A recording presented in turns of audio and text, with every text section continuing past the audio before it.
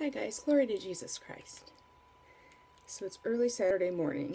Hopefully you cannot hear the rainstorm outside. The weather is absolutely going nuts. And I was planning to spend today outside. There's a Market Day festival in the next town over, and my church has a booth in it. And so I was going to go and help out. And just we're not really like doing anything or selling anything. We're just there with some information and just to be out in the community. So I'm not quite sure what's going to happen with that because it's pouring, but I guess there's always tomorrow if it's too rainy to do it today. Anyway, so in response to my last video, somebody had asked me to post about what I am going to be teaching in Sunday school. And I'm happy to do that, but I can make no claim about the facility with which I will do that. This is something I'm pretty nervous about doing. And I have a feeling that my priest asked me to do it because he knew that it would help me maybe get out of my comfort zone a little bit. So, I don't know. Fortunately, our teen class at church only has about 7 students, and they're all, pretty nice people, well-behaved, etc. So I just hope I don't utterly fall on my spiritual butt. Anyway. So I got this list of questions that the teens have been asking. And I'm not the only one that's doing this, by the way. There's a rotation. So thankfully it's not me every week. But one of the questions that jumped out at me was, can a Satanist be a good person? See, these students, of course, they're in high school. Some of them are homeschooled, some of them are not. And so particularly the ones who are not homeschooled, they are dealing every day with a bunch of different religions and a bunch of different philosophies and, their peers who are at various stages of spirituality or carnality, and there's that kind of adolescent cynicism about everything, and also the laziness that comes from being able to read snippets on Wikipedia and then think you know everything. So they're really fighting a big battle with that right now. And so I really respect this question a lot. Can a Satanist be a good person? And apparently, I don't even know who asked it, but apparently one of the other students was like offended that they even asked that because they thought it was a stupid question. But it's not a stupid question. It's actually a really good question. Can a Satanist be a good person? Well, I'm going to answer that with a question. What is good? Didn't expect that, did you? What is good? Define good. Who gets to define good? Whose standard are we following here? Well, the only one whose standard matters is God. He's the one who gets to decide what's good and what is wicked. Not us. Not the media, not the government, not anyone. Certainly not me. God decides what is good. So, okay. Suppose you have a person who identifies as a Satanist but does a lot of, for example, charity work. Or is very kind and generous with their money or their possessions, or maybe they have a special compassion for animals. Okay. Well, we can learn a lot about what's in someone's heart by how they behave. Right. So we can say that anyone who is not a Christian, including our hypothetical Satanist, does good insofar as they behave in an orthodox manner, insofar as the actions that they're doing are pleasing to God. All right. And I know I haven't answered the question yet about be a good person, but just give me time. I'm getting there. Sometimes I need to warm up a little bit. Listen to this. This is in the 2nd chapter of Romans. Okay. So St. Paul is saying, and I'm starting at chapter 12. I'm sorry, verse 12. Chapter 2. For as many as have sinned without the law will also perish without the law, and as many have sinned in the law will be judged by the law. For not the hearers of the law are just in the sight of God, but the doers of the law shall be justified. For when Gentiles, who do not have the law by nature, do the things that are in the law, these, although not having the law, are a law unto themselves, who show the work of the law written in their hearts, their conscience also bearing witness, and between themselves their thoughts, either accusing or excusing them. In that day God will judge the secrets of men by Jesus Christ according to my gospel. Okay, so there it is, right? The human conscience is the first book of canon law, I suppose you could say, that we're all born with this conscience. Now, that doesn't mean we can stop there, but it means that we can use God's standard to evaluate our actions and to evaluate actions of a, hypothetical scenario. Now, who defines good? We just said God defines good. Okay, well then, what is a good soul? And the answer is, well, we were all created good. And this is something that Western Christians don't often understand. Thanks, St. Augustine.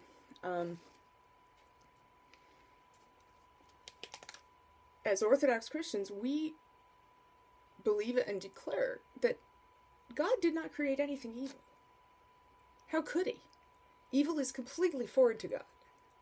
Evil is the state of being in opposition to God, of self-separation from God. So, of course, everything that God created is naturally good, but because we have free will, we've corrupted it. We have screwed up. Not God, we have screwed up. But we can get back to that original state of pleasing God if we will repent, if we'll stop sinning. It's pretty easy. It's pretty simple, right? Stop sinning. But we don't really want to do that. So a good soul, right?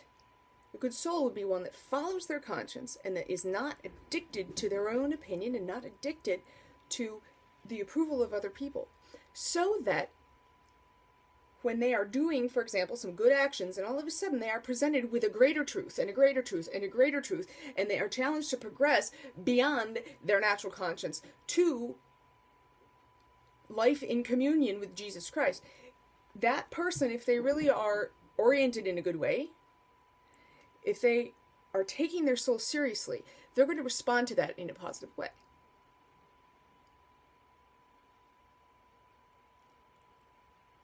And you can say the same thing about a Christian. Okay? You can know the Bible inside and out. You can know the canons of the church inside and out.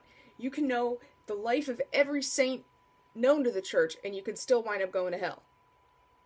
If you hate your brother in your heart, if you love the praise of man more than the praise of God, if you're an ungrateful git, that's not good.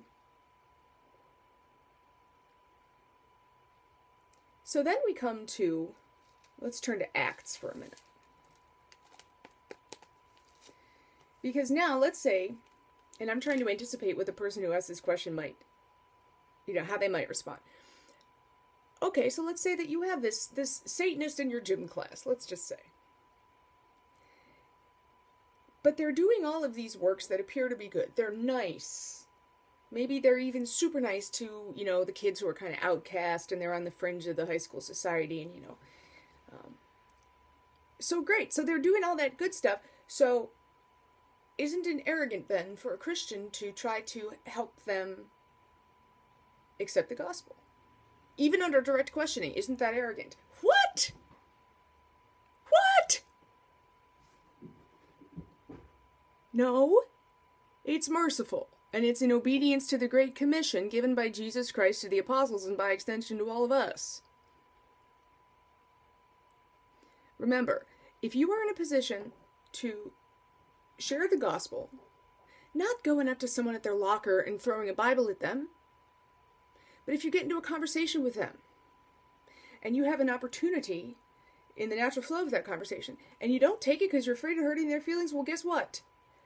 That's being embarrassed of Christ. That's being embarrassed of the gospel. It will send you straight to hell.